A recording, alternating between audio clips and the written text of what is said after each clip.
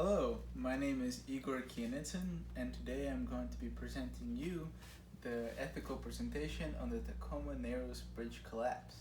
The collapse happened on November 7th, 1940 due to a structural integrity issue of the design. What happened was there was large gusts of wind in the area and it would cause the bridge to oscillate, eventually making the structure become weaker and eventually collapse. And such a collapse can be seen on screen. So this slide I'm going to discuss the parties that were involved in the construction and eventually the collapse of the Tacoma Narrows Bridge.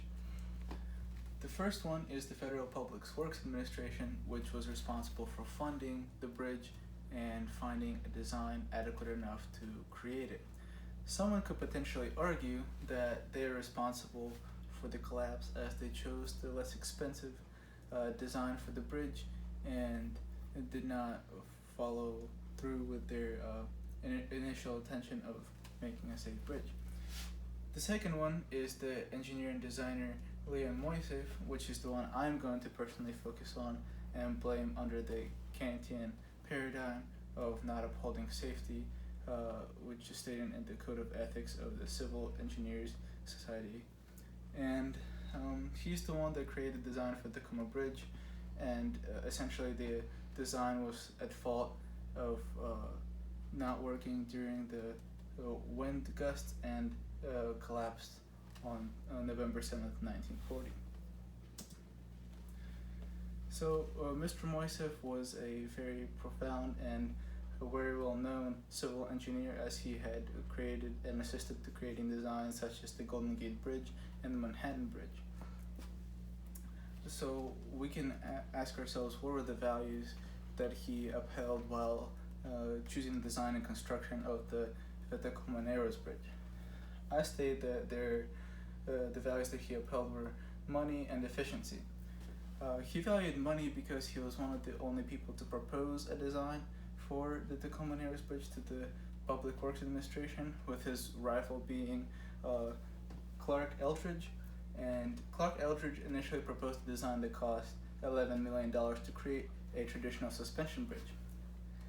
And the design that Mr. Moiseev proposed was a new theoretical design that he came up with that would only cost $6 million, as it would require less resources and less money to produce. This design was based on a paper that he wrote, and it initially won because the Public Works Administration desired a design that would be more economical. He valued efficiency also because this incorporated a less amount of material, and the design was done in 9 months.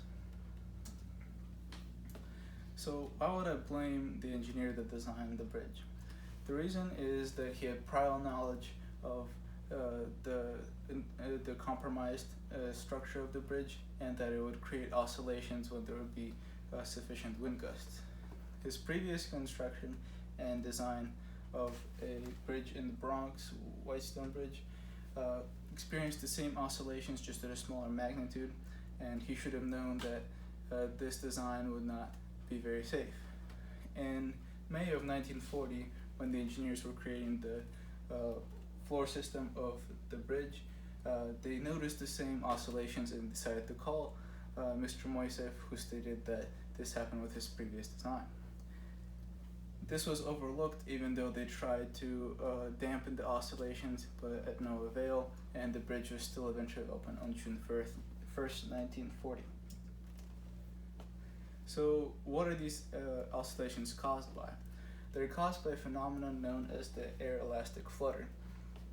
It happens when vortexes of wind go out of phase and blow the bridge to twist and turn, and eventually cause the bridge to collapse. And he should have known about this because the area has a historical tendency of having high-speed winds, as well as his structure was not very able to support such winds, as it was not a very rigid design due to the previously mentioned lower consumption of raw materials and an expensive design.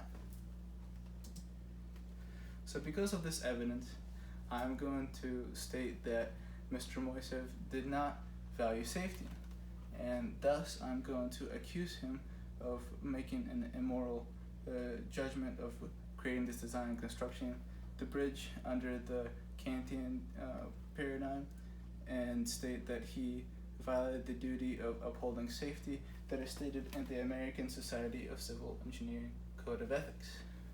This is Canon 1, which states that an engineer should uphold safety and value that when creating anything. And one thing that I'm going to focus on specifically here is section B of this canon, which states that an engineer shall approve only designs that are safe for the public. And this design, he knew that it had problems of oscillations from his previous experience. He still applied for the Tacoma Narrows Bridge, where it was a much greater magnitude of a bridge and had a higher wind capacity there that could potentially harm people. And he still deliberately used a design which eventually was responsible for the collapse of the Tacoma Narrows Bridge. So what are the moral lessons here? The moral lessons will include holding safety paramount and only approving designs that are safe for others.